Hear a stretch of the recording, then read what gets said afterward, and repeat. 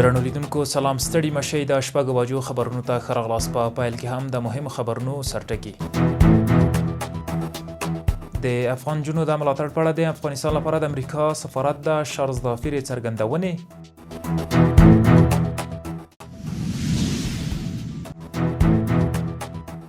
د خوړو نړیوال پروګرام له لوري د 1.3 میلیونه افغانانو سره د بیړنیو خوړو مرسته.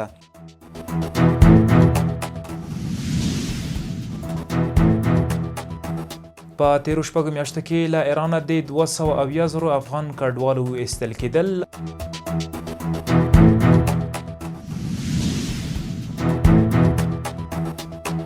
او ایران ته د امریکا د متحده ایالاتو د ولسمشر جو بایدن خبرداری. زه رفیع الله همت یم. اوس هم بشپړ خبرونه. د افغانستان لپاره د امریکا سفارت شارز دافیر کرنډیکر وایي چې هیواد یې له افغان نجونو ملاتړ ته دوام ورکوي. نوموړي د نجونو د نړیوالې ورځې په مناسبت خپور شوي پیغام کې کاغلي چې افغان نجونې د زده کړو، ودې، کار او پرمختیایي فرصتونو مستحق دي. د روسیې فارادیب شورا د نړیوالو چارو د کمیټې مشر له افغان سرپرست حکومت سره د خبرو پر دوام ټینګار کړی. روسي چارواکي دغه څرګندونې د تاجکستان په دوشنبه ښار کې د منځنۍ اسیا د سیمه ییز امنیت په اړه په جوړه شوې غونډه کې کړي. هغه ټینګار کړی چې په منځنۍ اسیا کې د سولې او ثبات ټینګښت لپاره له سرپرست حکومت سره خبرې اړینې دي. په همدې حال کې د تاجکستان د بهرنیو چارو وزارت مرستیال وایي چې د تاجکستان او روسیې د پارلمانونو ترمنځ غونډه تر ډیره د افغانستان پر مسلې متمرکزه ده.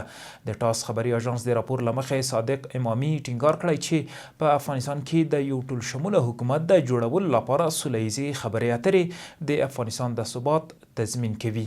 د خوړو نړیوال پروګرام وایي افغانستان کې د روان زیږدیز کال په سپټمبر میاشت کې له 1.3 میلیونه خلکو سره د بیړنیو خوړو مرسته کړې ده چې 42 سلنې خلکو ته یې نغدي پیسې ویشلې دي.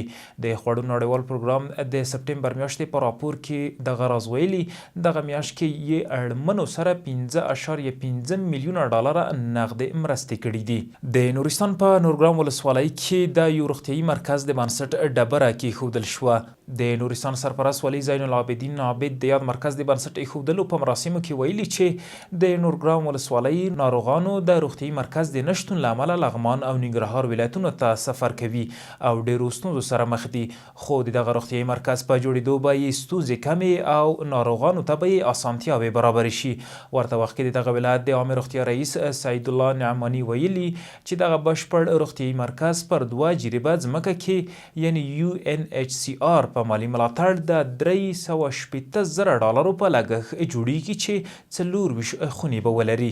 د پوهنې وزارت وایي چې ټاکل شوی د یو خیریه بنسټ په مرسته د 2,000 ډالرو په لګښت د کابل ولایت په موسهي ولسوالۍ کې د علیا لیسې د رحمت آباد ښوونځي د بیارغونې چارې پیل شي.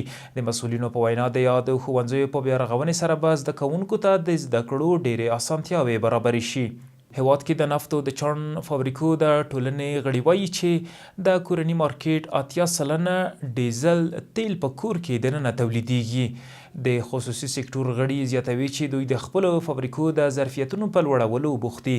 دوی په دې سکتور کې په نړیوال سټنډرډ برابره نوې پانګونه هم ترسره کړې. بل لور د کانونو وزارت وایي چې دوی هڅه کوي د آمو د دریا د نفتي حوزې کچه نوره هم لوړه کړي.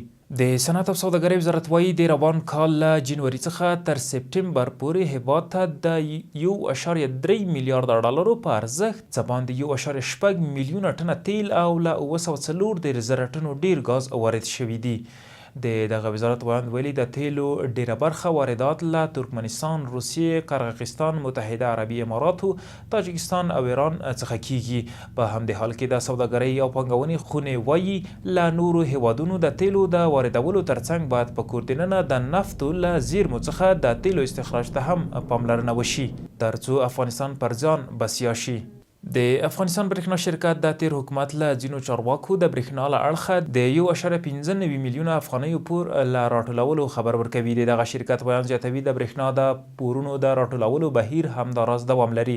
په همدې حال کې د پلازمینې یو شمېر اوسیدونکي د تیر حکومت له چارواکو د برېښنا د پورونو اخیستو ته خوښ دي، خو غوښتنه کوي چې دا پیسې باید د برېښنا په برخه کې پر پانګونې ولګول شي. د کرنې، اوبو لګونې او مالدارۍ وزارت وایي په هیواد کې د کوکنارو پر کرکیلې له بندیز وروسته پر کروندګرو نږدې 100,000 ټنه اصلاح شوي تخمونه او همداراز 200,000 ټنه کیمیاوي سره ویشل شوي دي. د دغه وزارت وایان زیاتوي دغه اصلاح شوي تخمونه او کیمیاوي سره له کورنیو او بهرنیو مرستندویو بنسټونو په همکارۍ له کروندګرو د ملاتړ په موخه ویشل شوي دي. په بدخشان ولایت کې لرغوني ځایونه رغول کیږي. د دغه ولایت اطلاعات او فرهنګ ریاست مسؤلین وایي چې د اطلاعات او فرهنګ وزارت لخوا د ثبت شویو 29 تاریخي آبداتو له جملې څخه په دغه ولایت کې یو شمېر لرغوني آثار د ویجاړېدو له ګواښ سره مخ دي. د کډوالو بیرته راستنېدونکو چارو وزارت له عراق څخه د 25 تنه افغان کډوالو د خوشي کولو خبر ورکړی دی. د دغه وزارت د معلوماتو له مخې دغه کسان د سفر د قانوني اسنادو د نه لرلو له امله د 6 میاشتو لپاره په بند خونه کې وو او تېره ورځ هیواد ته راستانه شول. بلخوا ایراني چارواکو ویلي چې په تېرو 6 میاشتو کې له دغه هیواد څخه څه باندې 280,000 ناقانونه افغان کډوال ایستل شوي دي. د ایران د کډوالو چارو یو چارواکي زیاته کړې چې هیڅ قانوني او یا هم ناقانونه افغان کډوال د دغه هیواد په ځینو ښارونو کې د اوسېدو او کار کولو اجازه نه لري. د ایران د خراسان رضوي د بهرنیو وګړو عمومي رئیس وایي په تېرو 6 میاشتو کې له 280,000 ډیر غیر قانوني افغان کډوال بیرته افغانستان ته ستانه کړي دي. او له هیواده بهر د امریکا د متحده ایالاتو ولسمشر جو بایدن ایران ته خبرداری ورکړی چې د ډونالد ټرمپ او نورو پخوانیو امریکایي چارواکو د وژلو دسیسې باید ودرول شي. نوموړي ویلي چې د ټرمپ پر ضد د ایران هر ډول کړنې ته د جګړې د پیل په سترګه ګوري. د نیکاراګوا دولت د یوې خبرپاڼې په خپرولو سره ویلي چې په غزه کې د صهیونیستي رژیم له لوري د روانې نسل وژنې له امله یې دغه رژیم سره ډیپلوماټیکي اړیکې پرې کړې دي. د دغه هیواد د ولسمشر مرسیال د دغه رژیم فاشیست او نسل وژونکی رژیم بللی دی. سپورټي خبر په غزني کې د 140 لوبغاړو ترمنځ د سوک وهنې سیالۍ ترسره شوې. د غزني د ورزش او بدني روزنې د آمریت تر چتر لاندې په دولتي جمنازیم کې د 140 لوبغاړو ترمنځ د سوک وهنې سیالۍ ترسره شوې چې د دې سیالیو په پایله کې مخکښ 14 تنه ولایتي لوبډلې ته لار پیدا کړه. د وخت ټلویزیون درنو لیدونکو مهم خبرونه همدومره و. تر بیا ښه وخت.